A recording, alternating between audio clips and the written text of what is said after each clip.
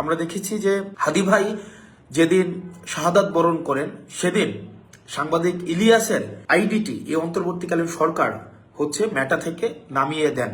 অর্থাৎ মেটাকে এই সরকার যদি চায় তাহলে সাংবাদিক ইলিয়াসকে অ্যানার্কিস্ট হিসাবে বিবেচনা করে তার আইডিটি মেটা থেকে সরিয়ে দেওয়া হয়, ফেসবুক থেকে সরিয়ে দেওয়া হয়, এবং সরকার চেয়েছে এবং সেটি পেরেছে।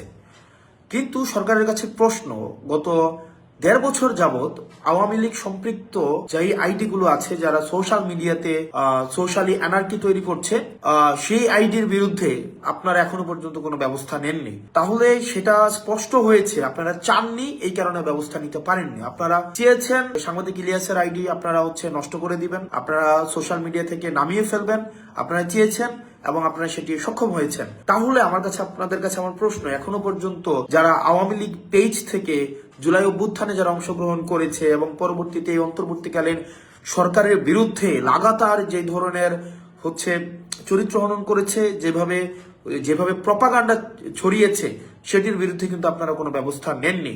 আপনারা এই কারণে ব্যবস্থা নেননি কারণ আপনারা চাননি।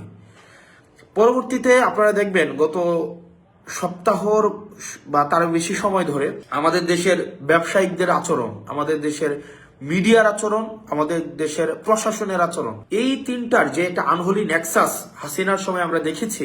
হাসিনাকে কাল্ট বানানোর ক্ষেত্রে মিডিয়াকে আমরা দেখেছি যে একটা হাসিনার যে সেবাদাস হতে মিডিয়া ইচ্ছাকৃতভাবে অনিচ্ছাকৃতভাবে তৈলমর্ধনের মধ্য দিয়ে আমরা দেখেছি হাসিনাকে কাল্ট বানিয়েছে। একই সাথে সাথে আমরা ব্যবসায়িক কমিউনিটিকে দেখেছি যে কিভাবে হাসিনাকে বারবার আমরা, যেমন আপনি দেখবেন যে সমকালের আবুল কালাম আজাদ, একে আজাদ নামে পরিচিত, চ্যানেল 24-এর, আমরা দেখেছি 2 আগস্ট উনি বলেছেন হাসিনা সরকার বারবার দরকার এবং আমরা আপনার হাতকে শক্তিশালী করব। এবং গতকাল আমরা দেখলাম যে জনাব তারেক জিয়ার সাথে ব্যবসায়ীদের যাদের হ্যান্ডশেক হয়েছে, খুবই একটা উষ্ণ অভ্যর্থনা তারেক জিয়াকে যেই ব্যবসায়ীরা দিয়েছেন, এই ব্যবসায়ীদের পরিচালিত মিডিয়াগুলাই গত 1.5 দশকের বেশি সময়ে আপনার তারেক জিয়ার যে নেতাকর্মীরা দেশে গুম হয়েছে, খুন হয়েছে, নির্যাতিত হয়েছে, নিপীড়িত হয়েছে, তাদের বৈধতা উৎপাদন করেছে এই ব্যবসায়ীদের পরিচালিত মিডিয়ার দ্বারা। কি আইরনি, ভাগ্যের কি নির্মম পরিহাস!